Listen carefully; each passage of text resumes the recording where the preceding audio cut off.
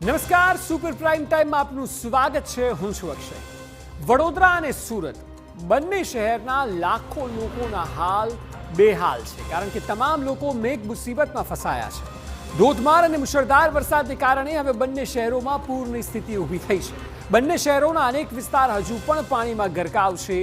સુરતમાં ખાડીએ ખતરનાક સ્વરૂપ ધારણ કર્યું છે, જ્યારે વડોદરામાં વિશ્વામિત્રી લોકોને ડરાવી રહી છે. જો કે સવાલ એ છે કે શું માત્ર વરસાદનો જ વાંક છે અથવા તો તંત્ર પણ છે બેદરકાર?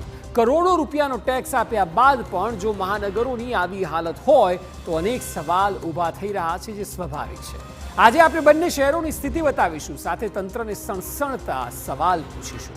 વિપક્ષના આક્ષેપ પણ આપણે બતાવીશું. ત્યારે જુઓ આખરે કેમ મહાઆફતમાં ફસાયા મહાનગર.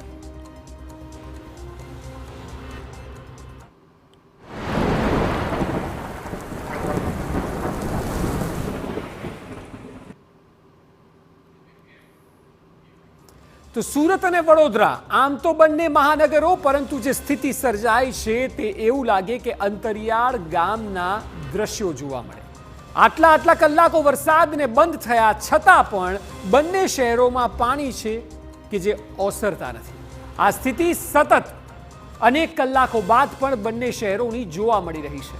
જો બંને શહેરોની અલગ અલગ વાત કરવામાં આવે તો સુરતમાં ખાડી રીતસરની શહેરીજનો માટે ખતરા સમાન બની છે, કારણ કે ખાડીના પાણી અનેક વિસ્તારમાં ઘૂસી ગયા છે અને હજી પણ કલાકો બાદ પણ પાણી વિસ્તારોમાં છે.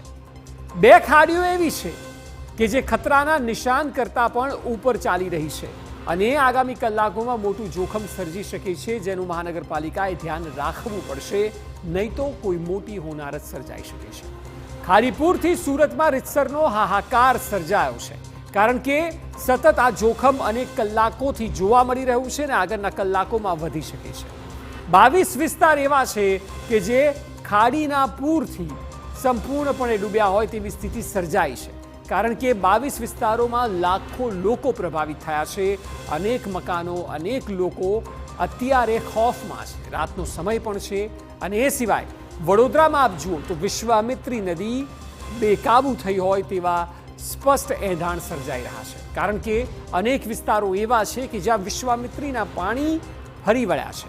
એ પાણી ઓસરવાનું નામ નથી લઈ રહ્યા અને વિશ્વામિત્રીમાં સૌથી મોટો ખતરો તો એ પણ છે કે અહીં મગરનું જોખમ પણ રહેતું હોય છે. ખતરાના નિશાનથી પણ વિશ્વામિત્રી અત્યારે ઉપર વહી રહી છે અને એટલા માટે રાત્રિના કલાકો એ અત્યંત મહત્વના થઈ જાય છે વડોદરા શહેર માટે. જો કે સુરત અને વડોદરા બંનેમાં કરોડો રૂપિયા બજેટના ખર્ચાય છે, તો જાય છે કે સુરતમાં 5 ખાડીઓ તરખાટ મચાવી રહી છે. 2 ખાડીઓ ખતરાના નિશાન કરતા ઉપર વહી રહી છે.